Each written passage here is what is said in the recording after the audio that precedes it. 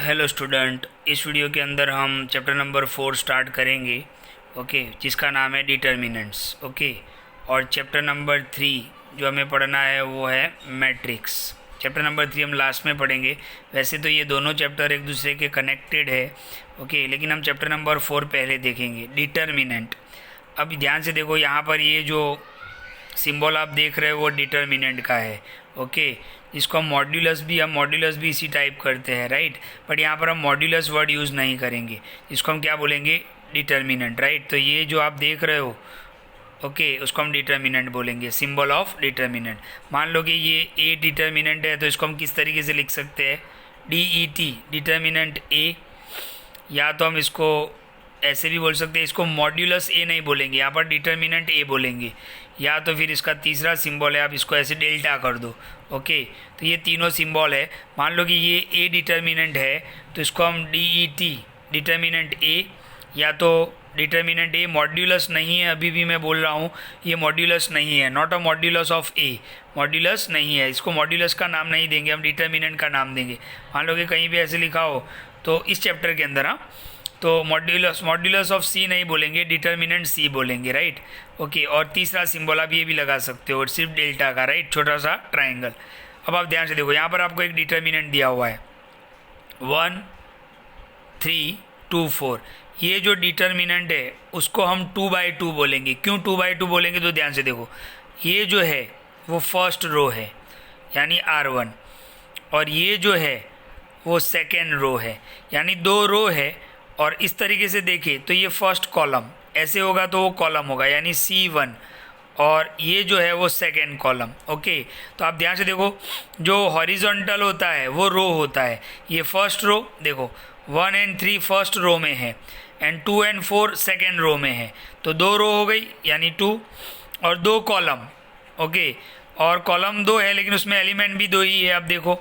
Okay, तो उसको हम क्या बोलेंगे, 2/2 डिटर्मिनेंट बोलेंगे। क्या बोलेंगे, 2/2 डिटर्मिनेंट। ओके, मान लो कि इस तरीके से बनाया हुआ हो, जैसे 1 2 3 4 5 6 7 8 9, तो इसको हम क्या बोलेंगे, 3/3।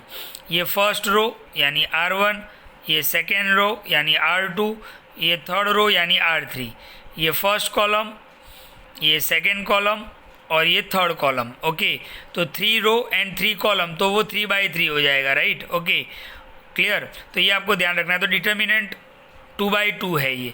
अच्छा, 2/2 के अंदर फॉर्मूला कैसे होता है, कैसे फाइंड करते हैं, तो ध्यान से देखो, ध्यान से देखो, ये डिटर्मिनेंट का सिंबल है, ये आपको 2/2 दिया हुआ है, first row second row, first column second column. तो इसका फॉर्मूला कैसे होगा, इसको मतलब इवेल्यूट कैसे करेंगे, वैल्यू कैसे फाइंड करेंगे, तो इसका मल्टीप्लाई सामने यानी a इंटू डी, तो AD लिख दिया हमने, फिर बीच में माइनस करना है, एंड C इंटू बी यानी B इंटू सी, तो BC। तो इस तरीके से उसकी वैल्यू फाइंड करेंगे। मान लो कि आपको इस तरीके से दिया हुआ है कि 2 4 6 8, इसको आप डिटर्मिनेंट की वैल्यू फाइंड करो तो इन दोनों का मल्टीप्लाई पहले करोगे, 8 2 जा 16 माइनस 6 4 जा 24, तो आंसर कितना आएगा, -8 आएगा।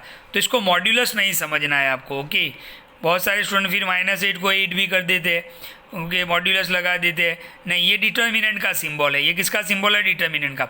तो पहला मल्टीप्लाई इन दोनों एलिमेंट का करेंगे, फिर बीच में माइनस, फिर दूसरा मल्टीप्लाई इन दोनों का करेंगे। तो आप ये फॉर्मूला याद रख सकते हो, पहले इस साइड मल्टीप्लाई यानी AD, फिर बीच में माइनस, और ये फिर BC। अच्छा, अब आप ध्यान से देख लो ये चीज़ क्या है, ध्यान से देखो, ये डिटर्मिनेंट ऑफ ए है, जिसको मॉड्यूलस ए नहीं बोलेंगे, डिटर्मिनेंट ए बोलेंगे, और डेल्टा। अब ये A11 क्या है, तो ध्यान से देखना, यहाँ पर मैं लिख रहा हूँ 2 3 4 5, ये मैंने 2/2 बना दिया, राइट।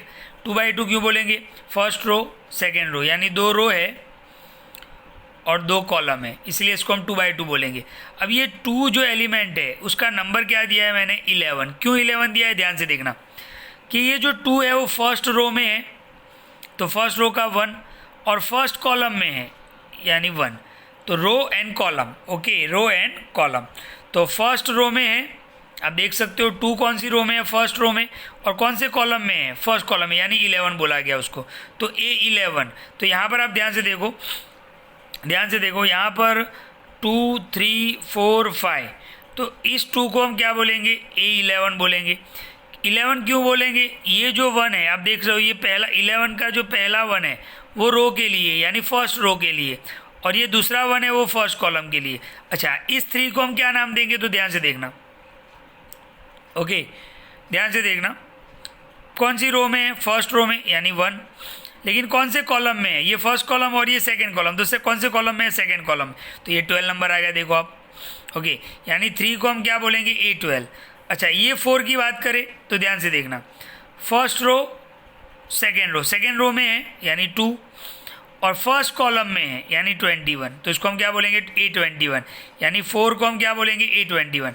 अच्छा, इस 5 को हम क्या नाम देंगे? देखो सेकेंड रो में है, तो सेकेंड रो पहले लिखना है फिर कॉलम, तो सेकेंड रो में है यानी 2 लिख दिया, और सेकेंड कॉलम में है यानी 21, तो सॉरी सेकेंड कॉलम में है यानी 22, तो सेकेंड रो सेकेंड कॉलम यानी 22। तो इस तरीके से हम, अच्छा इसका फॉर्मूला देखो हमने बनाया है, ये दोनों का मल्टीप्लाई होगा, ओके ये दोनों का मल्टीप्लाई यानी A11 इंटू A22, फिर माइनस, फिर इन दोनों का मल्टीप्लाई। तो जब भी आपको 2/2 की वैल्यू फाइंड करनी हो, ओके ध्यान से देखना, 2/2 की वैल्यू फाइंड करनी हो, मान लो कि आपको दिया हुआ है 5 0 2 3, तो आप क्या करोगे? देखो ये आपको डिटर्मिनेंट A दिया हुआ है, तो डिटर्मिनेंट A आपका क्या होगा? 3 5 15, 2 इंटू 0 0, तो आंसर कितना आएगा? 15 आएगा, राइट। ओके, तो पहले हम किसका मल्टीप्लाई करेंगे? इसका। अच्छा, 5 को हम क्या बोलेंगे? A11। इसको हम क्या बोलेंगे? तो फर्स्ट रो में तो है लेकिन सेकेंड कॉलम में है यानी A12।